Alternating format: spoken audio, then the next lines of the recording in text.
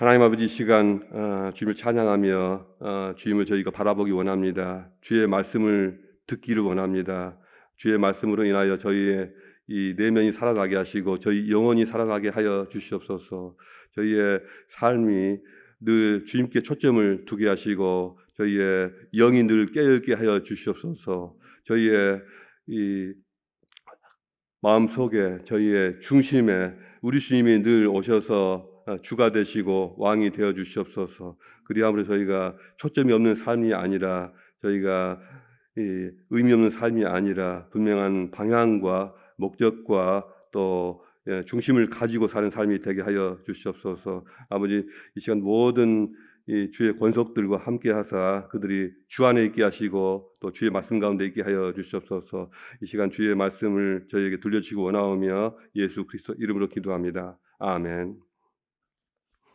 자, 오늘 주신 하나님 말씀은 마가복음 5장 35절부터 43절까지입니다. 마가복음 35절부터 43절까지 저와 여러분이 함께 읽겠습니다.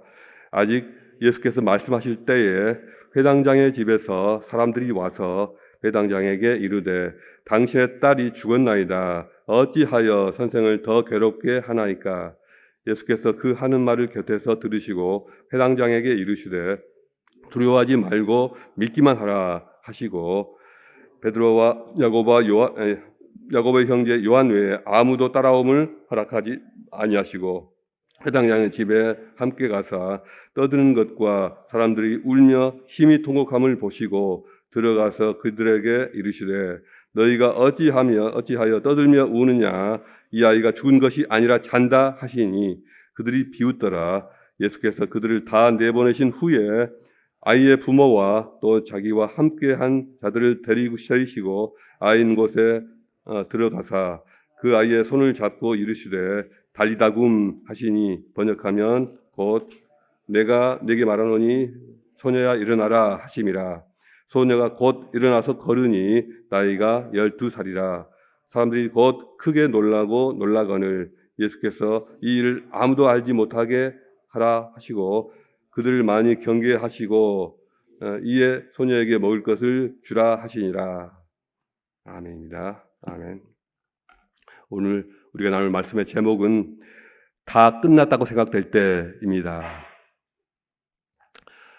회당장의 딸은 요즘식으로 말하자면 응급 환자였습니다. 구급차로 빨리 출동해서 심폐소생이라도 해야 되는 상황이었던 것 같습니다. 그런데 혈루증 여인을 치유하시고 또 대화하시느라 가는 길이 지체가 되었습니다. 구급차가 다른 여러 차들에 막혀서 가지를 못하고 있는 것과 같습니다. 그 여자를 찾아내고 자초지종을 듣는데 시간이 꽤 소요가 되었던 것 같습니다. 야이로는 마음이 타들어갑니다. 발을 동동 굴렀을 것입니다.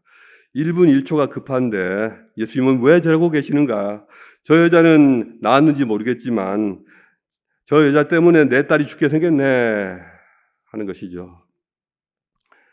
그렇게 시간은 이미 늦어버렸고 그 사이에 올 것이 오야 말았습니다. 사람들이 회당장에게 찾아와 아이의 죽음을 알립니다. 그리고 이미 아이가 죽었으니 선생을 괴롭게 하지 말라고 말합니다. 이 소식을 접하자 야이로는 회당장은 그만 마음이 무너져 버리지 않았을까요? 내가 이럴 줄 알았다고 길거리에 주저앉아 통곡을 하고 싶은 그런 심정이 아니었을까요? 회당장이 처음 예수를 찾았을 때만 해도 희망을 가졌고 예수님을 믿는 믿음이 충만했습니다. 그런데 혈루증 여인으로 인해서 지체되면서 그 믿음이 바람 앞에 등불처럼 흔들흔들 하더니 이제 딸의 소식을 듣고는 그나마 남아있던 작은 믿음마저 꺼져버리려 하고 있습니다. 이제는 끝났구나. 다 끝나버렸어. 이렇게 생각하지 않았을까요? 그런데 딸의 죽음 소식을 접한 아버지의 마음을 너무나도 잘 아셨던 예수님께서 회당장에게 놀라운 말씀을 하십니다. 두려워하지 말고 믿기만 하라. 두려워하지 말고 믿기만 하라. 다 같이 따라 하시겠습니다. 두려워하지 말고 믿기만 하라. 한 번 더 하시겠습니다. 두려워하지 말고 믿기만 하라. 아멘입니다. 예수님의 이 말씀 속에는 믿음이란 두려움과 반대되는 것이고 두려움을 이기는 것임을 알 수가 있습니다. 마음에 두려움이 있다면 거기에 믿음이 존재할 수가 없는 것이고요. 또 믿음이 있다면 상황이 어떻든지 두려움은 떠나갈 것입니다. 두려워할 것인가 아니면 믿을 것인가 둘 중에 어느 하나를 선택해야 합니다. 예수님은 왜 그렇게 뜸을 들이셨을까요?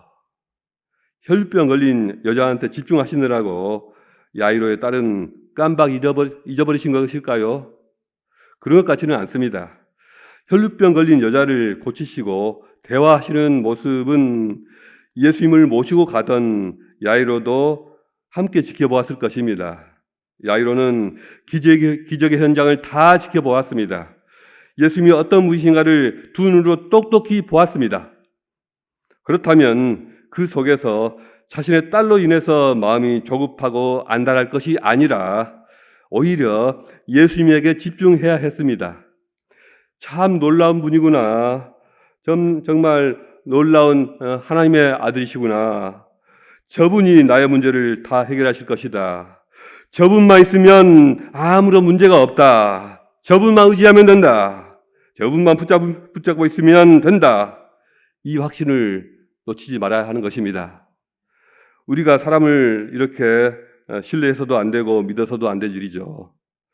사람을 이렇게 믿을 수도 없거니와 믿어서도 안 됩니다. 그러나 예수님은 그렇게 믿어야 합니다. 이 장면에서 우리가 알게 되는 것은 우리는 믿음이란 마음의 여유를 가지고 예수님에게 집중하는 것이다 라는 것이죠. 마음의 여유를 가지고 우리 주님께 집중하는 것이 믿음이다. 믿음을 가지면 절대로 조급하지 않습니다. 아무리 급박해도 급하면 급할수록 주님을 바라보고 주님을 신뢰하고 침착하게 여유를 가지고 주어진 상황에 대처하는 것입니다. 주위 사람의 말에 휘둘리지 말고 상황이 나빠졌다고 해서 낙심하거나 포기하지 말고 오히려 전능하시고 긍휼이 많으신 주님께 집중하는 것입니다. 그리고 그분의 일하심을 기다리는 것입니다. 두려워하지 말고 믿기만 하라. 예수님의 이 호통 소리가 들려지자 회당장은 아무 말 없이 주님을 따라갔습니다. 집에 도착하자 통곡의 소리가 들려옵니다. 12년 동안 애지중지 길러온 딸이 죽은 것입니다. 그 아이를 낳고 지금까지 길러온 부모의 심정이 오죽하겠습니까? 인생에서 겪을 수 있는 가장 큰 고통이와 아픔이었을 것입니다. 그러나 예수님께서는 너희가 어찌하여 떠들며 우느냐? 이 아이가 죽은 것이 아니라 잔다고 말씀하십니다. 예수님은 그 아이의 상태를 보지도 않고 어떻게 그런 말씀을 하실 수 있을까요? 놀라운 말씀입니다. 우리하고는 전혀 마인드가 다르신 것입니다. 우리와는 보는 눈이 다르시고 생각하는 방식이 다르신 것입니다. 그래서 우리는 육신의 눈으로만 보지 말고 영의 눈으로 보아야 합니다. 육신으로만 행하지 말고 영으로 행해야 합니다. 예수님의 말씀에 대해서 거기 있던 사람들이 다 비웃습니다. 예수님께서는 그들의 말을 아랑곳하지 않으시고 그들의 반응에도 아랑곳하지 않으시고 부모와 소수의 제자들만 제외하고 다 내보내시고 아이 있는 곳으로 들어가셨습니다. 믿음으로 행하는 자만이 전능하신 하나님의 능력을 체험할 수가 있습니다. 예수님의 말씀을 믿지 않는 자에게는 예수께서 죽은 아이를 살리시는 이적을 보지 못하게 하십니다. 하나님의 구원 사역은 하나님의 말씀을 믿는 자에게만 임한다는 사실을 기억하십시오. 예수께서 죽은 아이의 손을 잡고 말씀하십니다. 달리다굼, 번역하면 소녀야 일어나라고 하시는 것입니다. 마가가 예수께서 말씀하셨던 아람어 달리다굼이라는 말을 그대로 기록한 이유는 죽음에서 일어나는 이 기적의 현장을 생생하게 전달하고자 함이었습니다. 예수님의 능하신 손길이 닿고 또 예수님의 말씀이 들리자 아이가 살아났습니다. 놀라운 기적이 일어났습니다. 아이가 잔다고 하셨던 말씀은 사실이었습니다. 병이 낫는 것과는 차원이 다른 일이 일어난 것입니다. 마가복음에서 예수님은 지금까지 많은 병자를 고치심으로 모든 질병을 다스리시는 분이심을 보이셨습니다. 바람과 바다를 꾸짖어 잠잠케 하심으로써 자연을 다스리시는 분이심을 나타내셨습니다. 귀신 들린 자를 고치심으로 악한 영들까지 통제하시는 하나님의 아들이심을 증명하셨습니다. 그리고 이제는 죽은 자를 살려내심으로써 사람의 사망 권세까지 다스리시고 생명을 주시는 하나님이심을 증명하신 것입니다. 아이가 일어나 걸었습니다. 예수께서는 아이에게 먹을 것을 주어서 정상으로 돌아왔음을 나타나게 하셨습니다. 사람들이 아이가 살아났음을 보고 크게 놀랐다고 하는데요. 원문의 뜻은 정신이 나갈 정도로 크게 놀랐다는 뜻입니다. 이 예수님을 보면서 우리는 이런 생각을 하게 됩니다. 예수님 안에서는 끝났어도 끝난 것이 아니다. 예수님 안에서 다 끝났다고 하는 말은 성립하지 않는다. 예수님 안에서는 아무리 한 사람의 삶이 끝난 것 같아도 그것은 새로운 시작일 뿐이다라는 것입니다. 그렇습니다. 살다가 혹시라도 죽는 것밖에 다른 길이 안 보일지라도 그것조차도 예수님 안에서는 하나님이 주시는 새 삶의 출발인 경우가 많습니다. 그러므로 여러분은 이제 다 끝났어. 아무도 남은 게 없어. 라고 말하지 마십시오. 주님 안에서는 아무것도 끝나지 않습니다. 회당장의 딸이 죽었다가 살아난 이 사건은 놀랍게도 나중에 예수님이 당하신 일과 기묘하게 오버랩됩니다. 주님이 잡히시던 순간만 해도 예수를 사랑하는 사람들, 또 예수의 제자들은 설마 예수님이 죽기 하겠냐? 설마 하나님이 그냥 두시겠냐? 분명히 하나님이 살려주실 것이다. 이렇게 생각하지 않았을까요? 그러나 사형 언도를 받으시고 골고다 언덕으로 끌려가시고 이윽고 나무에 손과 발에 대못이 박혀서 매달리셨을 때, 그곳에서 피를 흘리시며 죽어가실 때 예수를 사랑하는 모든 사람들이 발을 동동 구르면서 마음속으로 절규하지 않았을까요? 하나님, 우리 예수님이 죽어갑니다. 이 일을 어찌할꼬? 제발 하나님, 제발 속히 임하셔서 우리 예수님 좀 살려주세요. 그러나 아버지 하나님은 끝까지 침묵하셨고 예수님은 끝내 숨을 거두시고 말았습니다. 예수님을 사랑했던 모든 사람들은 한 가닥 남아있던 소망마저 끊어져 버리고 이제 다 끝났구나, 다 끝나버렸어, 이런 낙심과 체념과 절망이 가득했을 것입니다. 예수님은 죽으시고 장사 지낸 후에 사흘 동안 무덤 속에 계셨습니다. 이때는 정말 모든 것이 다 끝난 것 같았습니다. 그분의 3년 동안의 헌신적인 사역도, 온 정성을 다해서 제자들을 키워내신 것도, 그분을 따르던 모든 사람들의 기대와 소망도, 하나님 나라의 이상도 다 끝나버린 것 같았습니다. 그분을 따르던 사람들은 혼란에 빠졌고 깊은 허탈감과 좌절감에 사로잡혔습니다. 더 이상 무슨 기대가 남아있겠습니까? 무슨 소망이 남아있겠습니까? 그렇습니다. 하나님의 때가 오기 직전이 가장 힘든 법입니다. 새벽 여명이 밝아오기 직전이 가장 어둡다고 하지 않습니까? 주님의 부활의 아침이 오기 전에 그분은 무덤 속에 계셔야만 했습니다. 그러나 그것이 끝이 아니었습니다. 아직 끝난 것이 아니었습니다. 하나님의 때가 다가올 것이고 모두가 그때를 기다려야 했습니다. 하나님은 최악의 상황 속에서도 상상할 수도 없는 부활의 사건을 준비해 놓고 계셨습니다. 회당장과 그 가족들의 조바심과 애타는 마음이 낙심과 체념과 통곡으로 바뀌기까지 예수님은 오래 지체하시고 늦게 오셔서 죽어버린 아이를 살리심을 통해서 더 큰 영광을 나타내셨습니다.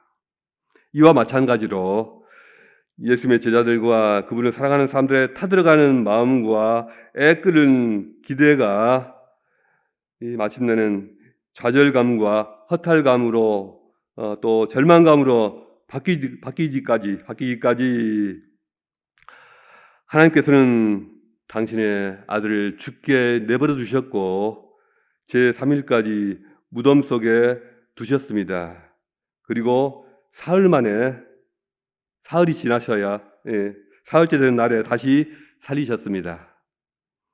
그렇게 해서 낙심과 절망과 고통이 놀라운 기쁨과 영광과 감사로 바뀌었습니다.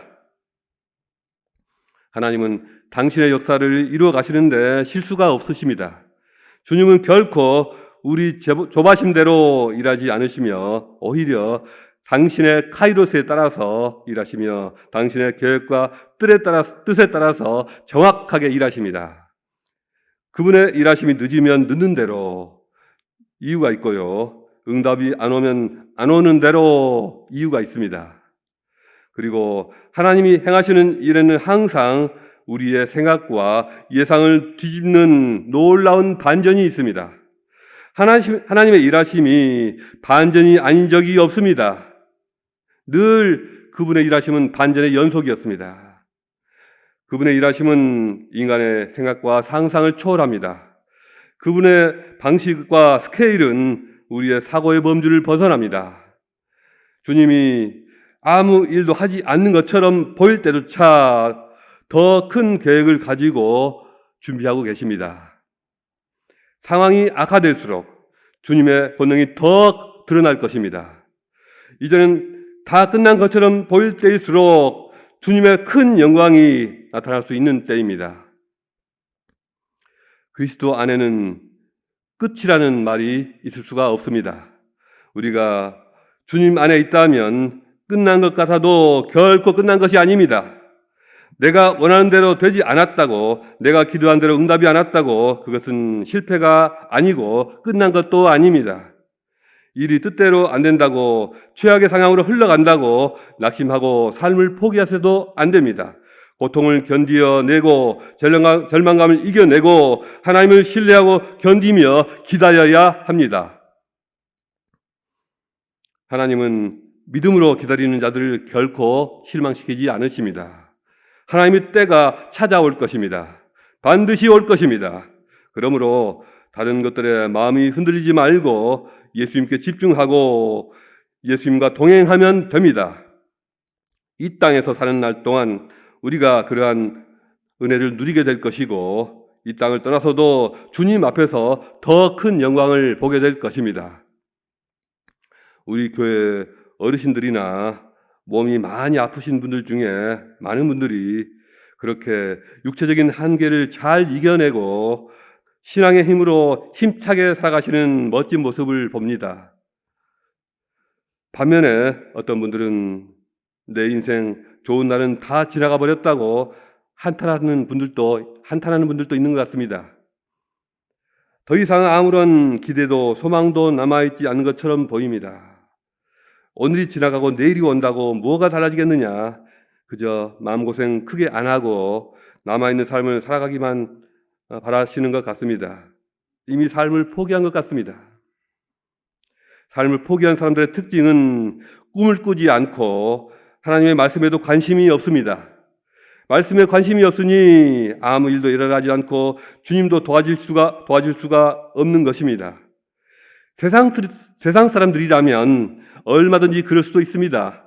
그러나 그것이 어떻게 예수 믿는 사람들의 모습일 수 있겠습니까? 예수 믿는 사람이 그렇게 살 수는 없는 것입니다. 에베소서 5장 14절은 말씀합니다.